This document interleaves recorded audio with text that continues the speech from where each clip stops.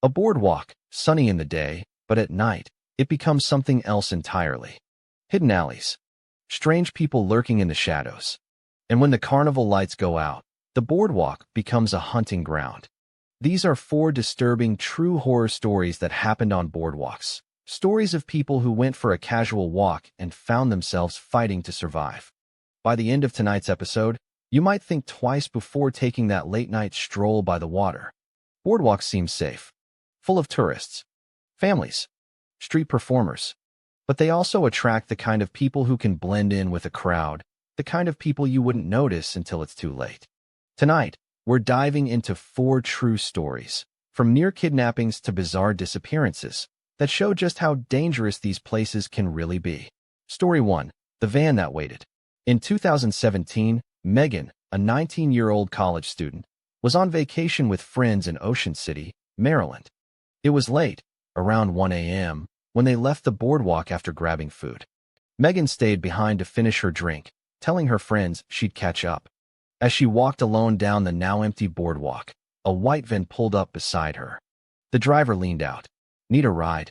Megan shook her head. But the van followed slowly, then stopped up ahead, blocking her path.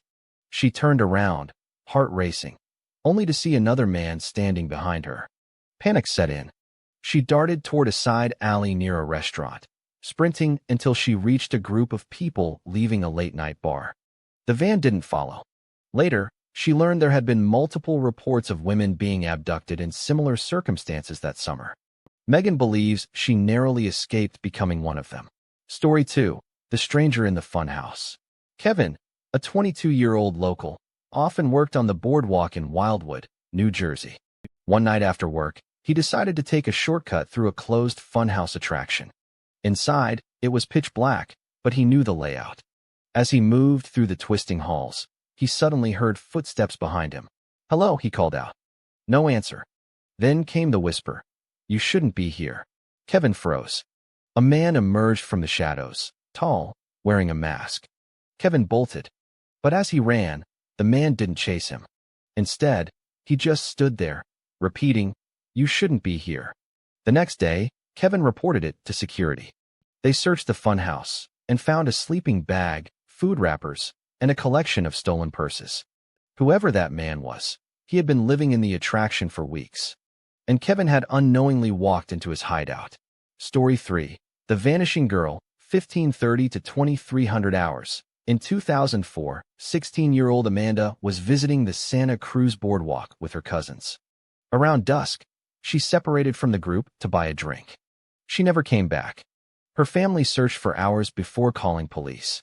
Witnesses reported seeing Amanda near the parking lot, talking to a man in a security uniform. But when authorities checked, no one on staff matched that description. Security footage later showed Amanda walking with the man toward a dark corner near the edge of the lot. The footage ended there. Amanda was never seen again. To this day, her case remains unsolved. And investigators believe the man posing as security may have used his disguise to lure her away. Her family still visits the boardwalk every year, hoping for answers. But none have come. Story 4. The Last Ride. Tyler and his girlfriend Emily loved visiting the rides at their local boardwalk in Florida. One night, as the park was closing, they decided to take one last ride on the Ferris wheel. When they reached the top, Emily noticed something strange. A man standing alone in the shadows by the exit gate. He wasn't staff. She mentioned it to Tyler, but when the ride ended, the man was gone. They began walking to their car when Tyler noticed they were being followed. Emily called 911 as they ran, but before help arrived, the man lunged at them with a knife. Tyler fought back, getting stabbed in the arm, but managed to push the man off and escape with Emily to a nearby hotel. The attacker was later caught, a transient with a long criminal record who admitted to hunting for couples on the boardwalk. Tyler survived, but the memory of that night never left them. Boardwalks feel safe. They're public, brightly lit. But these stories show how quickly that safety can vanish. If you're out late at night, stay with your group, trust your instincts, and always stay in well-lit areas. Because as these victims learned, when you're alone on a boardwalk, you're never really alone. Which of these stories chilled you the most? Comment below. And don't forget, tomorrow's story is even darker.